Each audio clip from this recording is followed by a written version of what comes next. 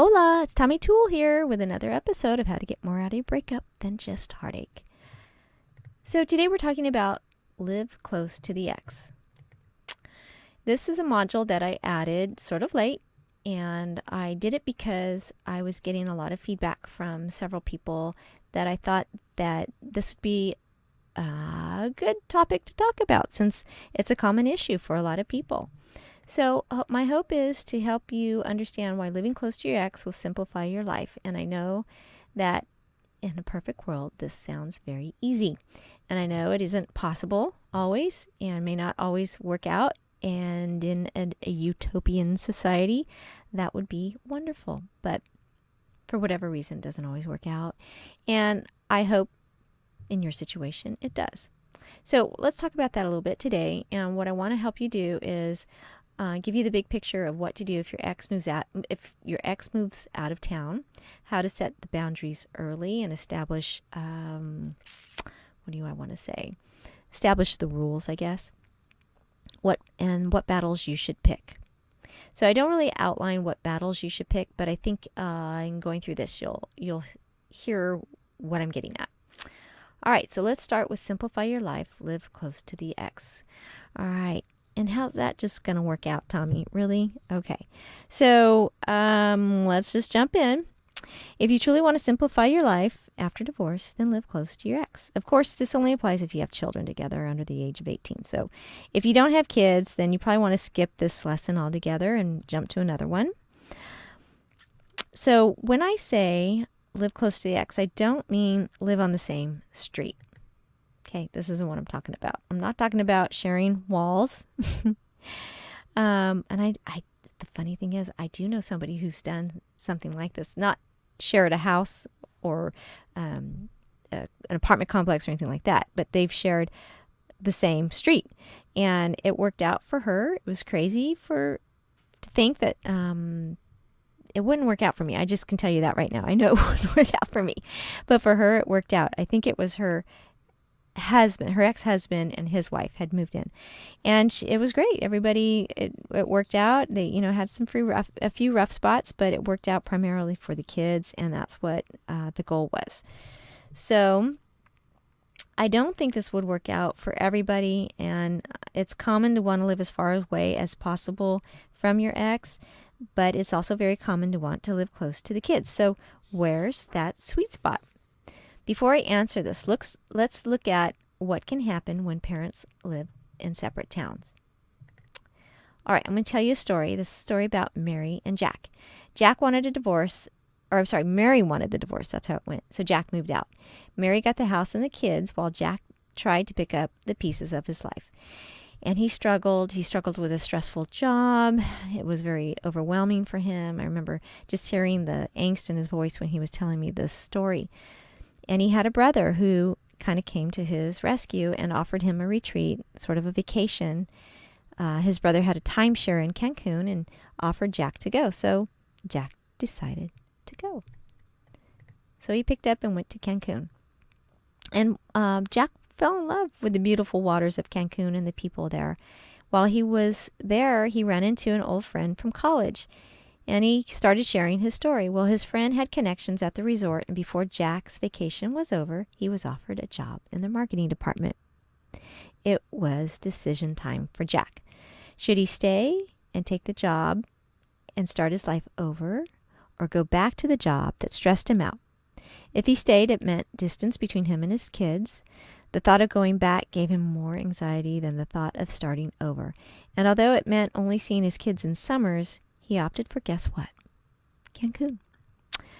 Mary was agreeable with the idea of the kids spending summers with Jack, and to Jack's credit, it worked out. So for the last 8 years, it has worked out. Jack, I have to ask you, do you think Jack missed out on his kids? Well, I could give you the answer, but I'm not going to because it's an opinion. Oh, why is that different than any other time, Tommy? You give us your opinion all the time. Well, in this case, I'm really kind of going to hold off and reserve my opinion because it's so subjective, right? And according to Jack, starting over in Cancun was the best thing that ever happened to him. If Jack feels it worked for him, then it worked. But Okay, I am sort of going to give you my opinion, my 2 cents of my opinion. What I can tell you, when you have this kind of relationship with your kids, you don't know what you don't know. Meaning, how do you know if you've missed anything if you don't know there's anything to miss? It's kind of like that saying, if a tree falls in the middle of the forest and no one's around to hear it, is there a sound? Well, yeah, there's a sound. Just because your ears didn't hear it doesn't mean it didn't happen. Duh, right? Okay, am I wrong here? I don't know. It's just my opinion. Oh, there it is. I said my opinion. All right. So I have a personal experience that I kind of want to share with you to make my point. When my children were in grade school, their dad moved away. He moved across town. This is him kind of loading his stuff up, kind of how it was. And he lived walking distance from 2 new schools, an elementary school and a middle school, which my kids, he wanted them to go. So I fought this battle for a year because I just didn't want to take them out of the schools and the district they were in because they were awesome schools. We were on a lottery system. It was a year waiting list and blah, blah, blah, and all that for us to get in. And he wanted me to start the process over at a different school that was pretty much a Title I school that catered to kids of where English wasn't their first language. So he complained a lot about having to make the drive to and from their schools, but guess what? He was the one that moved so far away. Am I rocking it, guys? Am I rocking it or what? I mean, can you relate? I know you can. And I'm sure your ex has heard this. So the one who moves away, they hear this all the time. You were the one who moved. You decided to move.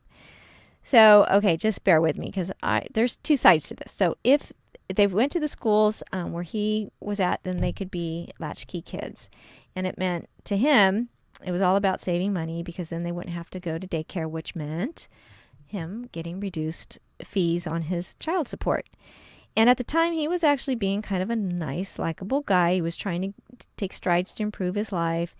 And, it did make sense, but it didn't too at the same time. And I was kind of getting pressure from some of the people around me to really consider this. So I was able to put the decision off for a year. And when it finally came up again on the table, it was pretty much the biggest mistake I'd ever made.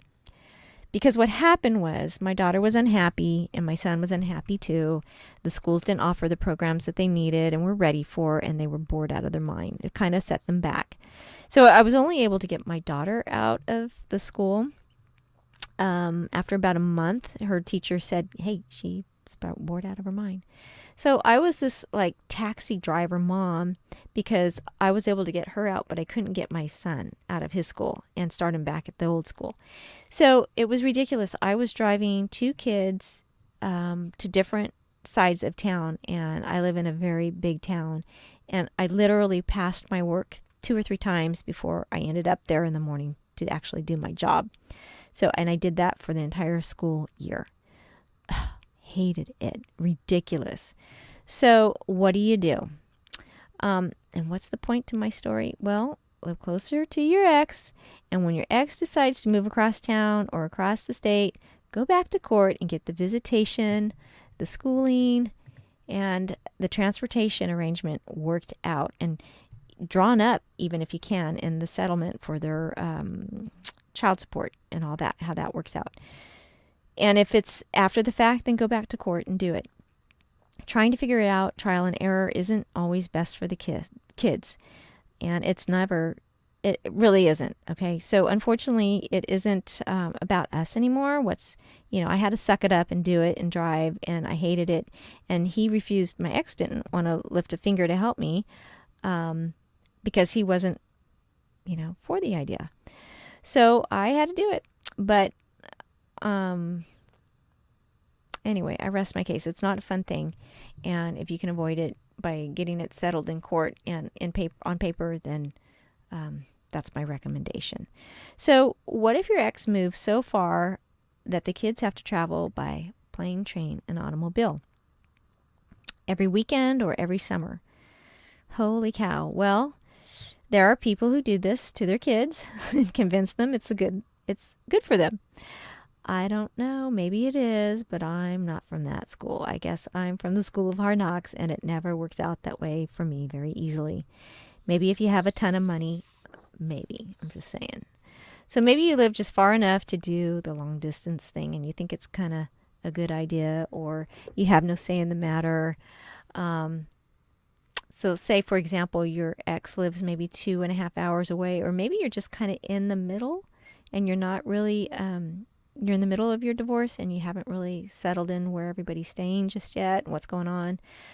But anyway, the expectation is they expect you to meet them halfway at some resting stop, maybe an hour, 15 minutes from your home. Meet them halfway.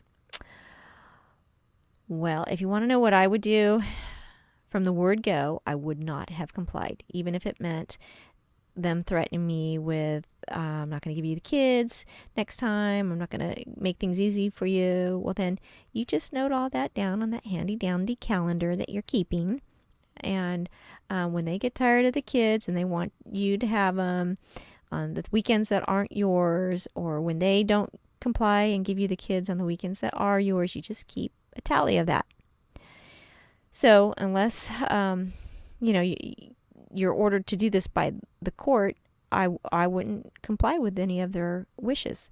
So, in fact, this might be something, like I said, you arrange in a clause of your custody order, or, this very situation, something that you get settled up front. And if you hadn't thought of it yet, it might be worth going back to court to do that. So when my kids were 12 and 15, another short story, their dad moved to another town. So I'm not just running my mouth. I do know what I'm talking about here. I lived it. So I'm not trying to be snarky. I just want you to know how it can go sometimes and to see this whole situation from all angles. So when he did this, when he moved away, he did it.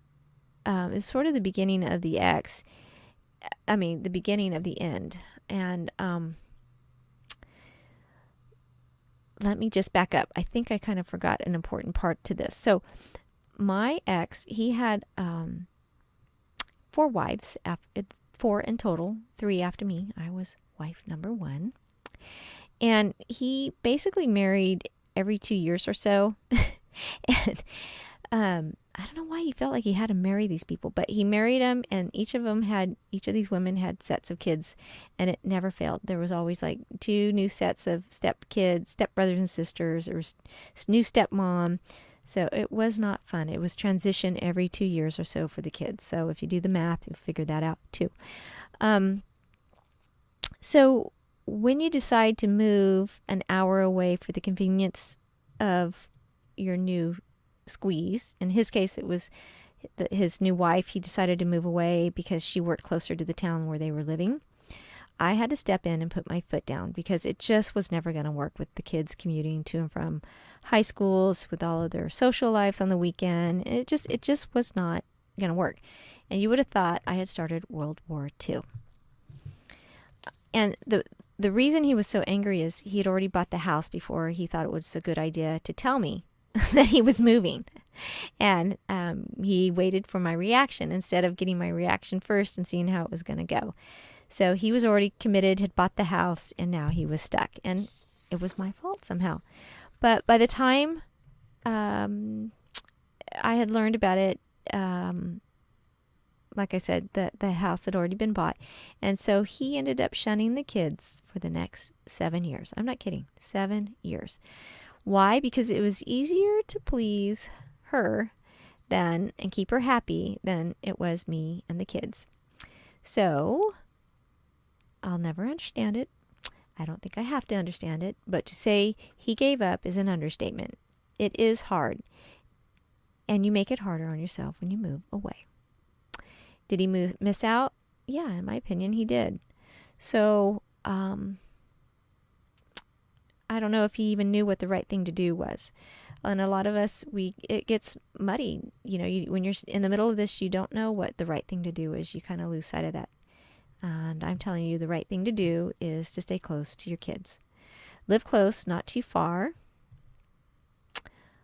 And I'm not just saying to move every time your ex moves either, whenever they decide to move, because that's not a good thing. Because if you moved every time they moved, then you're moving all the time. So chances are if you moved after them, they'd probably move again. So I'm saying this: stay put, be stable, and give your kids a place to call their hometown. Then when they get older and go off to college and you still want to move then. All right, so this brings me to my conclusion, and I hope I have shed more than just a flash of light on this subject. There are many of us who are faced with this issue, and I don't mean to minimize it in the least. So if you have more that you want me to speak about on this, if I'm missing some major points here, just write to me, let me know. I'd love to hear from you. All right, so be sure to check out the bonus section. I'm continually updating it with new material, and I would like for you to remember to try to check back in, because a lot of times I'm updating this stuff and you might find something new. All right, talk to you soon, and until then,